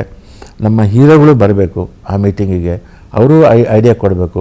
ನೋಡಪ್ಪ ಈ ಸಿನಿಮಾದಲ್ಲಿ ನಾನು ಕಡಿಮೆ ತಗೋತೀನಿ ದುಡ್ಡು ಅಂದ್ಕೊಂಡು ಅವರು ಯಾಕಂದರೆ ತಮಿಳು ಮಲಯಾಳಮಲ್ಲಿ ಮಾಡಿದ್ದಾರೆ. ಇದು ನಾನು ಹೇಳೋದನ್ನು ಹೊಸ್ತೇನಲ್ಲ, ಮಲಯಾಳಿ ಕಲಾವಿದರು ದುಡ್ಡು ತೊಗೊಳ್ದೇನೂ ಆ್ಯಕ್ಟ್ ಮಾಡಿದ್ದಾರೆ ಈ ಸಿನಿಮಾ ಉಳಿಬೇಕು ನಮ್ಮ ಚಿತ್ರರಂಗ ಅಂತ. ಹಾಗಿರುವಾಗ ನಾವು ಯಾಕೆ ಆ ಥರ ಮಾಡಬಾರ್ದು ಅಂತ ನಾನು ತುಂಬ ಒಳ್ಳೆ ಸಜೆಷನ್. ಆ್ಯಕ್ಚುಲಿ ನಿಜವಾಗ್ಲೂ ನಾವು ಸೇರಿ ಡಿಸ್ಕಷನ್ ಮಾಡಿದ್ರೇ ಚಿತ್ರರಂಗಕ್ಕೆ ಒಂದೇನೋ ಒಂದು ಒಳ್ಳೆದಾಗತ್ತೆ ಅಂತಲೇ ಆಗುತ್ತೆ. ಸೊ ಮುಂದಿನ ನಿಮ್ಮ ಪ್ರಾಜೆಕ್ಟ್ಸ್, ನಿಮ್ಮ ಒಂದು ನಡೆ ಬಗ್ಗೆ ಮಾತಾಡೋದಾದರೆ ಸರ್? ಈಗ ಸದ್ಯಕ್ಕೆ ವಿಜಯ ರಾಘವೇಂದ್ರ ಅವ್ರದ್ದು ರುದ್ರಾಭಿಷೇಕ ಸಿನಿಮಾ ಅದೊಂದು ಬಿಡುಗಡೆಗೆ ರೆಡಿ ಇದೆ. ಇನ್ನೊಂದು ಬ್ಯೂಟಿ ಅಂತ ಒಂದು ಸಿನಿಮಾ ಮಾಡಿದ್ದೀನಿ. ಅದಾದಮೇಲೆ ಬೀಳ್ಕೊಡುಗೆ ಅಂತ ಒಂದು ಮಾಡಿದ್ದೀನಿ. ಆಮೇಲೆ ನಾನೇ ಡೈರೆಕ್ಷನ್ ಮಾಡೋಕ್ಕೆ ಸ್ಕ್ರಿಪ್ಟ್ ರೆಡಿ ಮಾಡಿದ್ದೀನಿ. ನಿರ್ಮಾಪಕರು ಸಿಗ್ತಾ ಇದ್ದಾರೆ, ಹಾಗಾಗಿ ಡೈರೆಕ್ಷನ್ನು ಮಾಡ್ತೀನಿ. ಸೊ ಆದಷ್ಟು ಬೇಗ ತಿರ್ಗಾ ಡೈರೆಕ್ಟರ್ ಕ್ಯಾಪ್ ತೊಟ್ಕೊಂಡು ನಮ್ಮ ಮನೋಹರ್ ಸರ್ ಬರ್ತಾರೆ ಅಂತ ಹೇಳಿದ್ರೆ ತಪ್ಪಾಗಲ್ಲ. ಅಲ್ಲಿ ಹೊಸಬರಿಗೆ ಅವಕಾಶನೇ ಜಾಸ್ತಿ ಇರುತ್ತೆ ಅಂತ ಹೇಳಿದ್ರೆ ತಪ್ಪಾಗಲ್ಲ. ಈ ಒಂದು ಸಂದರ್ಭದಲ್ಲಿ ನೀವು ಕಾಶಿನಾಥ್ ಸರ್ಗೆ ಒಂದು ಲೈನಲ್ಲಿ ಹೇಳಕ್ಕೆ ಕಷ್ಟ ಆಗತ್ತೆ, ಆದರೆ ನಿಮ್ಮ ಒಂದು ನಮನಗಳನ್ನ ಸಲ್ಲಿಸಬೇಕು ಅಂದರೆ ಏನಾಗಿರುತ್ತೆ ಸರ್? ಅವರು ನನ್ನ ಪಾಲಿಗೆ ಅವರು ದೇವರು ಅಂತಲೇ ಹೇಳ್ಬೋದು. ಜೊತೆಗೆ ಅವರು 6 ವರ್ಷ ನನ್ನನ್ನು ಅವ್ರ ಮನೇಲಿ ಇಟ್ಕೊಂಡು ಸಾಕಿದರು ಕಾಶಿ ಸರ್. ಒಂದು ಚೂರು ಅವರಿಗೆ ನಾನು ಅವರ ಅಸಿಸ್ಟೆಂಟು, ಅವರು ನನ್ನ ಬಾಸ್ ಅಂತ ಅದು ಫೀಲಿಂಗೇ ಬಂದಿರಲಿಲ್ಲ. ತಮ್ಮನ ಥರ ನೋಡಿಕೊಂಡ್ರು. ನಿಜಕ್ಕೂ ಅವ್ರನ್ನ ಎಷ್ಟು ಹೇಳಿದ್ರು. ಆಮೇಲೆ ಒಂದು ಇಡೀ ಚಿತ್ರರಂಗದ ಇದನ್ನೇ ಚೇಂಜ್ ಮಾಡಿದ್ರು, ಟ್ರೆಂಡನ್ನೇ ಚೇಂಜ್ ಮಾಡಿದ್ರು. ಒಬ್ಬ ಟ್ರೆಂಡ್ ಸೆಟ್ಟರ್ ಅವರು. ಕಾಮನ್ ಮ್ಯಾನಿಗೆ ಸಿನಿಮಾ ಮಾಡ್ಬೋದು ಅಂತ ತೋರಿಸ್ಕೊಟ್ಟವ್ರು ಅವರು. ಆ್ಯಂಡ್ ನಿಮ್ಮ ಬಾಯಿಂದ ಈಗಿನ ಪ್ರಸ್ತುತ ಬರುವಂಥ ಮ್ಯೂಸಿಕ್ ಡೈರೆಕ್ಟರ್ಸ್ಗೆ ನಾನು ಮ್ಯೂಸಿಕ್ ಡೈರೆಕ್ಟರ್ ಆಗಬೇಕು ಅಥವಾ ಡೈರೆಕ್ಟರ್ ಆಗಬೇಕು ಅಥವಾ ಇಂಡಸ್ಟ್ರಿಗೆ ಬರಬೇಕು ಅನ್ನೋ ಒಂದು ಥಾಟ್ ಪ್ರೊಸೆಸ್ ತುಂಬ ಜನಕ್ಕಿದೆ. ಕೆಲಸನೂ ಬಿಟ್ಬಿಟ್ಟು ಇಂಡಸ್ಟ್ರಿಗೆ ಸೇರ್ಕೊಳ್ಳೋ ಅಂತ ಎಷ್ಟೊಂದು ಜನ ಅದನ್ನು ಪ್ರಯತ್ನ ಕೂಡ ಪಟ್ಟಿದ್ದಾರೆ. ಅಂಥವ್ರಿಗೆ ನಿಮ್ಮ ಬಾಯಿಂದ ಒಂದು ಸಲಹೆ ಕೊಡಬೇಕಂದ್ರೆ ಏನಿದೆ? ಕಷ್ಟಪಟ್ಟು ಮಾಡಿ ಕೆಲಸ. ಆಮೇಲೆ ಈಗ AI ನಂಬಿ ಅದರ ಮ್ಯೂಸಿಕನ್ನೇ ಬಳಸ್ಕೊಂಡು ಮಾಡಿದರೆ ತುಂಬ ದಿನ ಬಾಳಿಕೆ ಬರಲ್ಲ. ಸ್ವಂತ ಪ್ರತಿಭೆಯಿಂದ ನೀವು ಬನ್ನಿ ಅಂತ ನಾನು ಹೇಳ್ತೀನಿ. ಇನ್ನೊಂದು ಏನಾಗುತ್ತೆ ಅಂದರೆ ಮ್ಯೂಸಿಕ್ ಡೈರೆಕ್ಟರ್ ಆಗಬೇಕು ಅನ್ನೋದು ಆಸೆಯಿಂದ ಬರೋದಲ್ಲ, ನಿಜವಾಗ್ಲೂ ಅವನಲ್ಲಿ ಕ್ರಿಯೇಟಿವಿಟಿ ಇದ್ದರೆ ಬನ್ನಿ. ಇಲ್ಲಾಂದರೆ ಸುಮ್ಮನೆ ಇಲ್ಲಿ ಹೆಸರಿಗೋಸ್ಕರ ಬರೋದಲ್ಲ. ನಿಮ್ಮ ಪ್ರತಿಭೆ ತೋರ್ಸೋಕ್ಕೆ ಇಲ್ಲಿ ಬನ್ನಿ. ಇಲ್ಲಿ ಸಿನಿಮಾ ಒಂದು ಶೋಕಿ ಸಿನಿಮಾದಲ್ಲಿ ಇದ್ದರೆ ಒಂದು ಗ್ಲ್ಯಾಮರು, ಅದಕ್ಕೆ ಬೇಡ, ಬರೋದು ವೇಸ್ಟು ಅಂತ ನಾನು ಹೇಳ್ತೀನಿ. ಸೊ ಆ್ಯಕ್ಟಿಂಗು ಮಾಡಿ ಸರ್, ನಿಮ್ಮಿಂದ ಇನ್ನಷ್ಟು ಒಳ್ಳೊಳ್ಳೆ ಏನೋ ಕ್ಯಾರೆಕ್ಟರ್ಸ್ನ ನೋಡಬೇಕು ಅಂತ ನಾವು ಕೂಡ ಕಾಯ್ತಾ ಇದ್ದೀವಿ. ಅದಕ್ಕೆ ನೀವು ಸೂಟ್ ಕೂಡ ಹಾಕ್ತೀರಾ ಅಂತ ಹೇಳ್ಬೋದು. ರುದ್ರಾಭಿಷೇಕದಲ್ಲಿ ಒಂದು ಒಳ್ಳೆ ಪಾತ್ರ ಕೊಟ್ಟಿದ್ದಾರೆ ಡೈರೆಕ್ಟರ್. ನನ್ನ ಗುರುತು ನನಗೆ ಸಿಗಲ್ಲ ಆ ಥರ. ಅಂದ್ರೆ ಅದನ್ನ ಥಿಯೇಟರ್ ಹೋಗಿ ಎಲ್ಲರೂ ನೋಡಿ ಏನ್ ಪಾತ್ರ ಅಂತ ನೋಡಿ ಅಂತ ಹೇಳ್ಬೋದು. ವಿ ಮನೋಹರ್ ಸರ್ ಅಂತ ಹೇಳಿದ್ರೆ ಒಂದು ಸಿನಿಮಾ ಪಟ್ ಅಂತ ನೆನಪು ಬರುತ್ತೆ, ಅದು ಓ ಮಲ್ಲಿಗೆ ಅಲ್ವಾ? ಸೊ ಓ ಮಲ್ಲಿಗೆ ಶುರು ಆಗಿದ್ದು ಹೇಗೆ? ಸೊ ಅದರ ಒಂದು ಪಯಣದ ಬಗ್ಗೆ ಮಾತಾಡ್ತಾ ಹೋಗ್ತಾ ಇದ್ವಿ ಸರ್. ನಾನು ನಿರ್ದೇಶಕ ಆಗಬೇಕು ಅಂತಲೇ ಬಂದವನು. ಕಾಶಿನಾಥ್ ಸರ್ ಜೊತೆ ವರ್ಕ್ ಮಾಡಿದೆ. ಆಮೇಲೆ ನನ್ನ ಲೈಫಲ್ಲಿ ಪಣಿ ರಾಮಚಂದ್ರ ಅವ್ರನ್ನ ಮರೆಯೋಕ್ಕೆ ಸಾಧ್ಯವೇ ಇಲ್ಲ. ಯಾಕಂದರೆ ದಂಡಪಿಂಡಗಳಂತ ಯಶಸ್ವಿ ಧಾರಾವಾಹಿ ಕೊಟ್ಟು ಅದರಲ್ಲಿ ಟೈಟಲ್ ಕಾರ್ಡಲ್ಲಿ ನನಗೆ ನಾರದನ ವೇಷ ಹಾಕಿ ನನ್ನ ಕೈಲೇ ಹಾಡಿಸಿ, ಈಗಲೂ ಕೂಡ ನಂಬರ್ 1 ಒಂಥರ ಕಾಮಿಡಿ ಟೈಟಲ್ ಸಾಂಗ್ ಅಂದ್ರೆ ನೆನಪಿರುತ್ತೆ. ಸೊ ಅದ್ ಓ ಮಲ್ಲಿಗೆ ಬಗ್ಗೆ ಮಾತಾಡೋದಕ್ಕಿಂತ ಮುಂಚೆ ದಂಡಪಿಂಡಗಳು ಒಂದು 2 ಲೈನ್ ಹೇಳ್ಬೋದ ಸರ್? ದಂಡಪಿಂಡಗಳು ಇವರು ದಂಡಪಿಂಡಗಳು, ದಂಡಪಿಂಡಗಳು ಇವರು ದಂಡಪಿಂಡಗಳು, BA BSc ಮಾಡಿ BA ಮಾಡಿ ಕೆಲಸವು ಸಿಗದೆ ದಿನ ಅಲೆದಾಡಿ ಎಲ್ಲರ ಕೈಲೂ ಉಗಿಸಿಕೊಳ್ಳು ವೇಸ್ಟ್ ಬಾಡಿಗಳು ಥೂ ದಂಡ ಪಿಂಡಗಳು ಇವರು ದಂಡ ಪಿಂಡಗಳು. ಎಷ್ಟೊಂದು ಹಾಡಿಗೆ ಸಾವೇ ಇರಲ್ಲ. ಈಗ ಅದನ್ನ ಕೇಳಿದ್ರು ನಗು ಬರುತ್ತೆ ಅಂತಂದ್ರೆ ಅದು ಯಾವತ್ತೂ ಜೀವತ್ವಾಗಿರುತ್ತೆ ಅಂತ. ಸೊ ಎಸ್ ಮಾತಾಡ್ತಾ ಇದ್ರಿ ಸರ್, ಕಂಟಿನ್ಯೂ ಮಾಡಿ. ಫಣಿ ರಾಮಚಂದ್ರ ಸರ್ ಬಗ್ಗೆ. ಫಣಿ ಸರ್ ಅವರು ನನಗೆ ಈ ದಂಡ ಪಿಂಡಗಳು ಅವಕಾಶ ಕೊಟ್ಟರು. ಅದಾದಮೇಲೆ ಅವರು ಗೌರಿ ಗಣೇಶ ಸಿನಿಮಾ ಮಾಡಿದಾಗ ನಾನು ಅದಕ್ಕೆ ಸಹ ನಿರ್ದೇಶಕ ಆಗಿ ಕೆಲಸ ಮಾಡಿದೆ. ನಾನು ಮತ್ತು ಯೋಗೇಶ್ ಹುಣಸೂರು ವರ್ಕ್ ಮಾಡಿದ್ವಿ ಅದರಲ್ಲಿ. ಅದಾದಮೇಲೆ ಗಣೇಶ ಸುಬ್ರಹ್ಮಣ್ಯ ಅವರು ಡೈರೆಕ್ಷನ್ ಮಾಡಿದಾಗ ನನಗೆ ಮ್ಯೂಸಿಕ್ಕು ಮಾಡೋಕ್ಕೆ ಕೊಟ್ಟರು. ಈಗ ಆಮೇಲೆ ಅವರು ತುಂಬ ಧಾರಾವಾಹಿಗಳು, ಅವರಿಗೆ ಹಾಸ್ಯ ಪ್ರಜ್ಞೆ ತುಂಬ ಚೆನ್ನಾಗಿದೆ. ಆ್ಯಕ್ಚುಲಿ ಅವರು ಯಾಕೆ ಈಗ ಅವ್ರ ಹತ್ರ ನಮ್ಮ ಚಿತ್ರರಂಗ ಕೆಲವು ಸಲ ಬೇಸರ ಆಗುತ್ತೆ, ಅವರು ಅಂಥವ್ರನ್ನ ಬಳಸ್ಕೊಳ್ತಾ ಇಲ್ಲ ಅಂತ. ತುಂಬ ಹಾಸ್ಯ ಪ್ರಜ್ಞೆ ಇದೆ ಅವರಿಗೆ, ಅವರೊಬ್ಬರು. ಅದಾದಮೇಲೆ ಅವರು ಈ ಥರ ಒಳ್ಳೊಳ್ಳೆಯ ಮೆಸೇಜ್ ಇರುವಂಥ ಧಾರಾವಾಹಿಗಳನ್ನೆಲ್ಲ ಮಾಡಿದ್ರು ಅವರು. ಸೊ ಓಮಲ್ಲಿಗೆ ಶುರು ಆಗಿದ್ದು ಹೇಗೆ ಸರ್? ಈ ಥರ ನಾನು ಲಿರಿಸಿಸ್ಟ್ ಆದೆ ಅನುಭವದ ಮೂಲಕ. ಅದಾದಮೇಲೆ ಉಪೇಂದ್ರ ನನ್ನನ್ನು ಮ್ಯೂಸಿಕ್ ಡೈರೆಕ್ಟರ್ ಮಾಡಿಬಿಟ್ರು. ಮ್ಯೂಸಿಕ್ ಡೈರೆಕ್ಟ್ರಾಗಿ ಸಂಗೀತ ನಿರ್ದೇಶಕನಾಗಿ ಫಿಕ್ಸ್ ಆಗಿಬಿಟ್ಟೆ ನಾನು. ಮತ್ತೆ ಆಚೆ ಹೋಗೋಕ್ಕೆ ಆಗ್ತಿರಲಿಲ್ಲ, ಅಷ್ಟು ಬ್ಯುಸಿ ಆಗಿಬಿಟ್ಟೆ. ಆಗ ನಾನು ಒಬ್ಬನೇ ಕೂತಾಗ ಅಯ್ಯೋ ನಾನು ಡೈರೆಕ್ಟರ್ ಆಗಬೇಕು ಅಂತ ಬಂದು ಮ್ಯೂಸಿಕ್ ಡೈರೆಕ್ಟರ್ ಆದ್ನಲ್ಲ ಅಂತ ಒಂದು ಸಂತೋಷದ ನಡುವೆ ಒಂದು ದುಃಖ, ಸಣ್ಣ ಒಂದು ಎಳೆ ಹಾಗೆ ಇತ್ತು. ಒಂದು ದಿವಸ ರಮೇಶ್ ರಾವ್, ನಮ್ಮ ಯಕ್ಷ ಸಿನಿಮಾ ಡೈರೆಕ್ಟ್ರು, ಅವರಾಗ ಸಾಹಿತ್ಯ ಎಲ್ಲ ಬರಿತಾಯಿದ್ರು. ಅವರು ನಮ್ಮ ಮನೆಗೆ ಬಂದು ಮನೋಹರ್ ಒಬ್ಬರು ಪಲ್ಲವಿ ಪ್ರಕಾಶ್ ಅಂತ ಅವ್ರು ಹೇಳಿದ್ದು ನನಗೆ. ಪಲ್ಲವಿ ಪ್ರಕಾಶ್ ಅಂತ ಒಬ್ಬರು ನಿಮ್ಮನ್ನು ಹಾಕ್ಕೊಂಡು ಡೈರೆಕ್ಷನ್ ನಿಮ್ಮ ಕೈಲಿ ಮಾಡಿಸ್ಬೇಕು ಅಂತ ಇದ್ದಾರೆ ಅಂತ. ನಾನು ಆವಾಗ ಅಷ್ಟೊತ್ತಿಗಾಗಲಿ ತುಂಬ ಜನರ ಹತ್ರ ಪ್ರಯತ್ನ ಪಟ್ಟು ಆಗಲ್ಲ ಅಂತ ನಿರ್ಧಾರ ಮಾಡಿದ್ದೆ. ಎಲ್ಲ ಇದು ಸುಮ್ಮನೆ ಬರ್ತಾರೆ, ಮಾತು ಕೊಡ್ತಾರೆ, ಮತ್ತು ಆಶ್ವಾಸನೆ ಅಷ್ಟೇ ಉಳಿಯುತ್ತೆ ಅಂತ. ಆದರೆ ಅವ್ರು ಬಂದರು, ಕತೆ ಎಲ್ಲ ರೆಡಿ ಇದೆಯಾ ಅಂತಂದರು. ಆಗ ನನಗೆ, ನಾನೀಗ ಮೊದಲನೇ ಸಿನಿಮಾ ಮಾಡುವಾಗ ನನ್ನ ಕತೆ ಬಗ್ಗೆ ಭರವಸೆ ಬರಲಿಲ್ಲ. ಆವಾಗ ಏನು ಮಾಡಿದ್ವಿ ಅಂದರೆ, ರಮೇಶ್ ಅರವಿಂದ್ ಅವ್ರ ಹತ್ರ ಹೋಗಿ ಆ ಕತೆ ಈಗ ನಿಮ್ಮನ್ನು ಹಾಕ್ಕೊಂಡು ಮಾಡಬೇಕು ಅಂತ ನಿರ್ಮಾಪಕರ ಇದ್ದಿದ್ದು. ನನಗೂ ಖುಷಿನೇ, ಆದರೆ ಕತೆ ಇಲ್ಲ ಅಂತ. ಆಗ ರಮೇಶ್ ಅರವಿಂದ್ ಅವರು, ಇಲ್ಲ ಯೋಚನೆ ಮಾಡಬೇಡಿ, ಕೆ ಬಾಲಚಂದರ್ ಸರ್ಗೆ ಒಬ್ಬರು ಅಸಿಸ್ಟೆಂಟ್ ಅನಂತ್ ಅಂತಿದ್ದಾರೆ, ಅವ್ರ ಹತ್ರ ಕತೆ ಇದೆ ಅಂಥೇಳಿ ಅಲ್ಲಿ ಕರ್ಕೊಂಡು ಹೋದರು. ಅನಂತ್ ಅವರು ಅರ್ಧ ಬರೆದಿಟ್ಟಿದ್ರು ಕತೆ. ಅಷ್ಟೊತ್ತಿಗಾಗಲೇ ಕಿಡ್ನಿ ಫೇಲರ್ ಆಗಿತ್ತು. ಆಯಿತು ಅಂತೇಳ್ಬಿಟ್ಟು ಆ ಕತೆನ ತೊಗೊಂಡು ಬಂದ್ವಿ. ಆ ಕತೆನ ತೊಗೊಂಬಂದು ನಾನು ರಮೇಶ್ ರಾವ್ ಅದನ್ನು ಡೆವಲಪ್ ಮಾಡಿಕೊಂಡು ಓಮಲ್ಲಿಗೆ ಅಂತ ಒಂದು ಮಾಡಿದ್ವಿ. ಆವಾಗ ನನ್ನ ಅಭಿರುಚಿ, ನನಗೆ ತುಂಬ ಇಷ್ಟವಾದ ಡೈರೆಕ್ಟ್ರು ಒಂದು ಪುಟ್ಟಣ್ಣ ಅವರು, ಒಂದು ಕಾಶಿನಾಥ್ ಸಾರು, ಆಮೇಲೆ ಕೆ ಬಾಲಚಂದರು, ಕೆ ಭಾಗ್ಯರಾಜ್. ಇವರಿಷ್ಟು ಜನರ ಸಿನಿಮಾ ನೀವು ನೋಡಿ, ಅದು ಎಲ್ಲ ಫ್ಯಾಮಿಲಿ ಓರಿಯೆಂಟೆಡ್ ಸಿನಿಮಾ,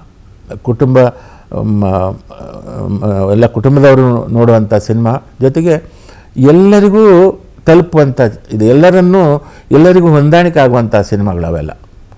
ಎಲ್ಲರೂ ತಮ್ಮನ್ನು ತಾವು ನೋಡ್ಬೋದು ಆ ಸಿನಿಮಾದಲ್ಲಿ, ಅಂಥ ಸಿನಿಮಾಗಳು. ಕಾಶಿನಾಥ್ ಸರ್ ಮಾಡಿದಾಗಿರಲಿ, ಪುಟ್ಟಣ್ಣ ಅವರು ಮಾಡಿದಾಗಲಿ, ಬಾಲಚಂದರ್ ಅವರು ಮಾಡಿದಾಗಲಿ, ಭಾಗ್ಯರಾಜ್ ಅವರು ಮಾಡಿದ್ದಾಗಲಿ, ಎಲ್ಲ ಅಂಥ ಸಿನಿಮಾಗಳೇ ಅವರು ಮಾಡಿದ್ದು.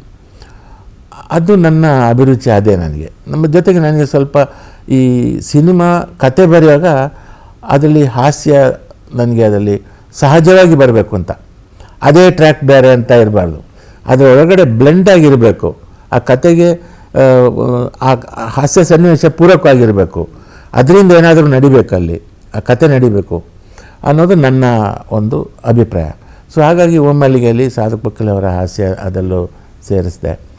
ಸೊ ಈಗ ಅದು ತುಂಬ ಮಂದಿಗೆ ಡೌಟು, ಇದು ಎಲ್ಲಿಂದರೂ ಕದ್ದಿದ್ದಾನೆ ಅಂತ. ಅದು ನನ್ನ ಅನುಭವ. ಯಾಕಂದರೆ ನಾವು ಕಾಶಿನಾಥ್ ಸರ್ ಅಸಿಸ್ಟೆಂಟ್ ಆಗಿದ್ದಾಗ ಸಜ್ಜನ್ ರಾವ್ ಸರ್ಕಲಲ್ಲಿ ವಾಲಿ ಸ್ಟುಡಿಯೋ ಅಂತಿತ್ತು. ವಾಲಿ ಅವರು ಪರ್ಮನೆಂಟು ಸ್ಟಿಲ್ ಫೋಟೋಗ್ರಾಫರು ಕಾಶಿ ಅವರಿಗೆ.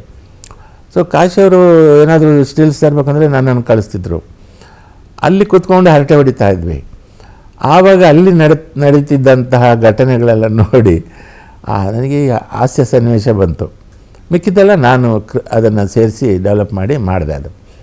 ಸೊ ಹಾಗಾಗಿ ಆ ಚಿತ್ರ ಒಂದು ನಮ್ಮ ಅನುಭವನ ಎಲ್ಲ ಸೇರಿಸ್ಕೊಂಡು ಮಾಡಿರುವಂಥ ಸಿನಿಮಾ ಅದು ಒಮ್ಮಲ್ಲಿಗೆ.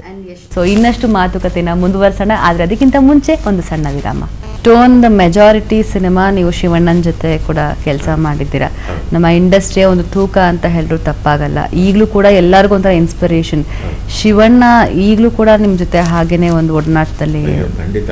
ಆಮೇಲೆ ತುಂಬ ಅವರಿಗೆ ನನ್ನ ಬಗ್ಗೆ ಅವರಿಗೆ ಗೌರವ ಇದೆ, ಅವ್ರ ಬಗ್ಗೆ ನನಗೆ ಅಪಾರ ಗೌರವ ಇದೆ. ಯಾಕಂದರೆ ಡಾಕ್ಟರ್ ರಾಜ್ಕುಮಾರ್ ಅಂತ ಮಹಾನ್ ಕಲಾವಿದರ ಮಗನಾದರೂ ಕೂಡ ಅವರು ತುಂಬ ಸರಳ ಮತ್ತು ಎಲ್ಲರ ಜೊತೆ ಬೆರೆಯುವಂಥ ವ್ಯಕ್ತಿ. ಆಮೇಲೆ ಒಂದು ಚೂರು ಅಹಂಕಾರ ಇಲ್ಲ, ಮತ್ತು ಎಲ್ಲರನ್ನೂ ಪ್ರೀತಿಯಿಂದ ಮಾತಾಡಿಸ್ತಾರೆ. ಶೂಟಿಂಗ್ ಜಾಗದಲ್ಲಿ ಕೂಡ ನಾನು ಅವರಿಗೆ ಒಂದು ಡೈರೆಕ್ಷನ್ ಮಾಡಿದೆ, ಇಂದ್ರಧನುಷ್ ಅಂತ. ಆ ಶೂಟಿಂಗಲ್ಲಿ ಅವರು ಒಬ್ಬ ಸಾಮಾನ್ಯ ಮನುಷ್ಯನ ಥರ ಇದ್ದರು. ಅಷ್ಟು. ನನ್ನ ಫ್ರೆಂಡ್ ಒಬ್ಬ ಅಲ್ಲಿ ಉಳ್ಳಾಲದಲ್ಲಿ ಶೂಟಿಂಗ್ ಮಾಡ್ತಾಯಿದ್ವಿ, ಅಲ್ಲಿ ಮಂಗಳೂರು ಹತ್ರ.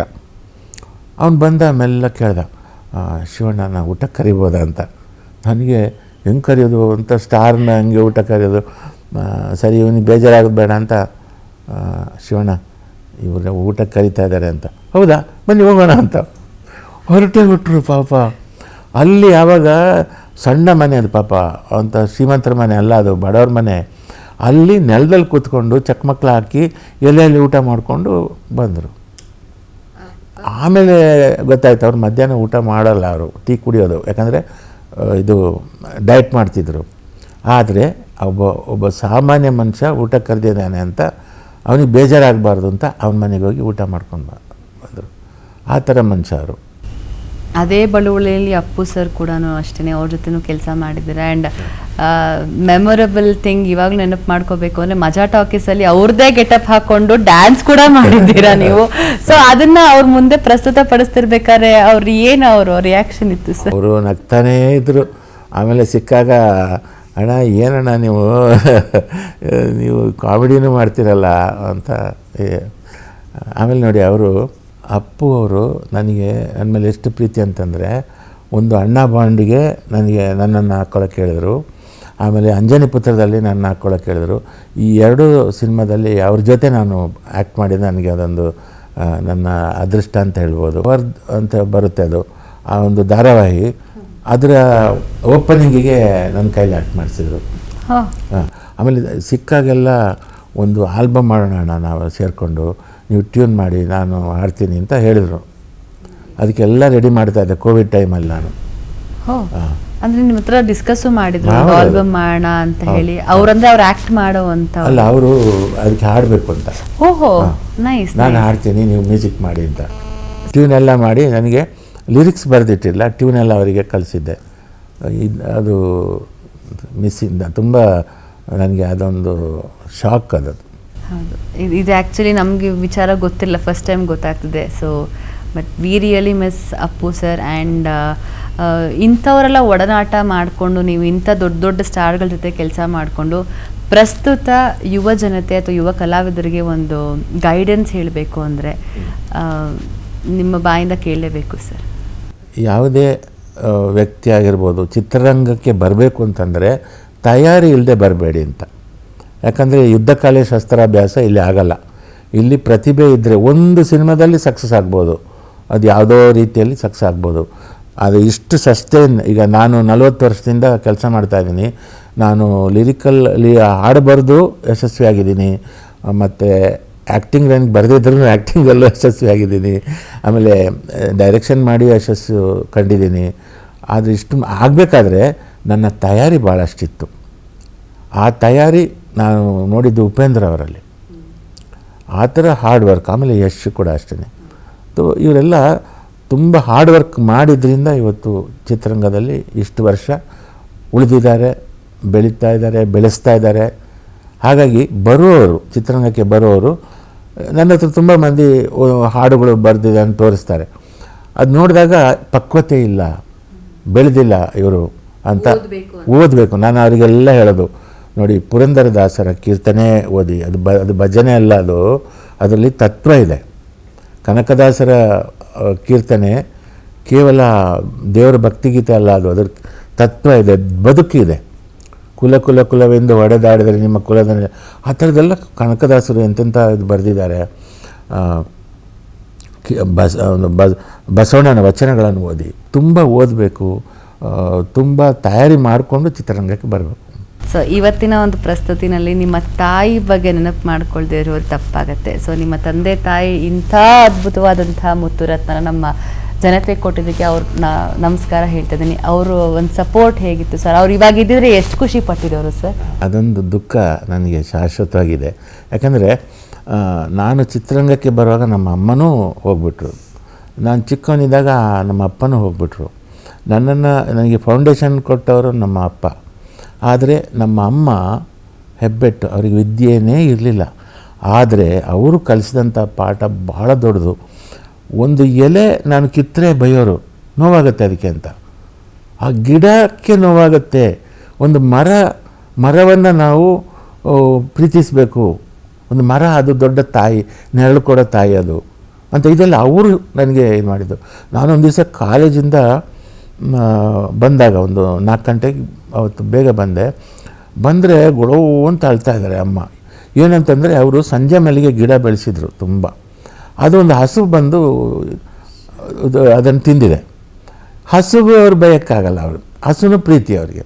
ಅವರು ಹಸು ಕರು ಹಾಕುವಾಗ ಹೆರಿಗೆ ಆವಾಗಲೂ ಅವರು 2-3 ಹಸುಗಳನ್ನ ಹೆರಿಗೆ ಮಾಡಿಸಿದ್ರು. ಆ ಥರದವರು ಹಳ್ಳಿ ಹೆಂಗಸವರು. ಹಾಗಾಗಿ ಗಿಡಗಳನ್ನ ಪ್ರೀತಿಸೋದು, ಪ್ರಾಣಿ ಪಕ್ಷಿಗಳನ್ನ ಪ್ರೀತಿಸೋದು, ಅದೆಲ್ಲ ಅವರು ಮಾಡಿ ತೋರಿಸಿದ. ಅವ್ರನ್ನ ನೋಡಿ ನಾನು ತಿಳ್ಕೊಂಡೆ ಇವರು ಎಷ್ಟು. ಆಮೇಲೆ ಈ ಹೂವಿನ ಗಿಡ ಅಥವಾ ತುಳಸಿ ಗಿಡ ಇದ್ದರೆ ಒಬ್ಬರೇ ಇದ್ದಾಗ ಅದನ್ನೇ ಈಗ ನೇವರಿಸೋರು, ಅದನ್ನೇ ನೋಡ್ಕೊಂಡು ನೇವರಿಸೋರು. ಅಂದರೆ ಒಂದು ಮಗು ಥರ ಗಿಡಗಳನ್ನ ನೋಡ್ಕೊಳ್ಳೋರು. ಅದು ನನ್ನ ಇದು ಮನಸ್ಸು. ಇವತ್ತಿಗೂ ಆ ಮನಸ್ಸು. ಹಸು ಕಂಡ್ರೆ ನನಗೆ ಏನಾದರೂ ಒಂದು ಕೊಡಬೇಕು, ನಾಯಿ ಕಂಡ್ರೆ ಅದಕ್ಕೆ ಏನಾದರೂ ಕೊಡಬೇಕು. ಆಮೇಲೆ ಗಿಡಗಳನ್ನ ಮರಗಳನ್ನ ನಾನು ಮನುಷ್ಯರ ಥರನೇ ನೋಡ್ತೀನಿ, ಅದಕ್ಕೂ ಭಾವನೆಗಳಿದ್ದಾವೆ ಅಂತ. ಇದೆಲ್ಲ ನಮ್ಮ ಅಮ್ಮನಿಂದ ಬಂದಿತ್ತು. ಅದು ಅವರ ಒಂದು ಆಶೀರ್ವಾದ ನಮ್ಮ ಮೇಲೂ ಇರಲಿ ಸರ್. ನಿಜವಾಗ್ಲೂ ನಿಮ್ಮಂಥರ ಒಂದು ಮಾರ್ಗದರ್ಶನ ನಮ್ಮಂಥ ಎಲ್ಲ ಕಲಾವಿದರು ಚಿತ್ರರಂಗದ ಮೇಲೆ ಇನ್ನಷ್ಟು ಇರಬೇಕು. ನೀವು ಹೇಳ್ದಂಗೆ ಒಂದು ಅಸೋಸಿಯೇಷನ್ ಆಗಬೇಕು, ನೀಟಾಗಿ ಪ್ರಿನ್ಸಿಪಲ್ಡ್ ಆಗಿ ಒಂದು ಸಿಸ್ಟಮ್ಯಾಟಿಕ್ ಆಗಿ ಇಂಡಸ್ಟ್ರಿಯಿಂದ ಹೋಗಬೇಕು ಅಂತ ಹೇಳಿದ್ರೆ ಅದರಲ್ಲಿ ನಿಮ್ಮ ಸಹಕಾರನೂ ನಿಮ್ಮ ಗೈಡೆನ್ಸ್ ಕೂಡ ಇರಬೇಕು. ಅದು ಯಾರ್ಯಾರು ದೊಡ್ಡವ್ರು ನೋಡ್ತಾ ಇದ್ದೀರಾ, ನಮ್ಮ ಚಿತ್ರರಂಗಕ್ಕೆ ಯಾರ್ಯಾರು ಅದಕ್ಕೆ ಇನ್ವಾಲ್ವ್ ಆಗಿದ್ದೀರಾ, ಅದೆಲ್ಲ ಒಂಚೂರು ಕೀವರ್ಡ್ಸ್ ಆಗಿ ತೊಗೊಂಡು ಇನ್ನು ಬೆಳೆಯೋಕ್ಕೆ ಒಂದು ಅವಕಾಶ ಮಾಡಿಕೊಡ್ಲಿ. ಆ್ಯಂಡ್ ಇವತ್ತಾಗಿತ್ತು ಒಂಥರ ಮಿಕ್ಸ್ಡ್, ಒಂಥರ emotionally and comedy fun field, ಒಂಥರ ಪೈಸಾ ವಸೂಲ್ ಶೋ ಅಂತ ಹೇಳಿದ್ರೆ ಅದು ವಿ ಮನೋಹರ್ ಸರ್ ಪಾಡ್ಕ್ಯಾಸ್ಟ್ ಅಂತ ಹೇಳಿದ್ರೆ ತಪ್ಪಾಗಲ್ಲ.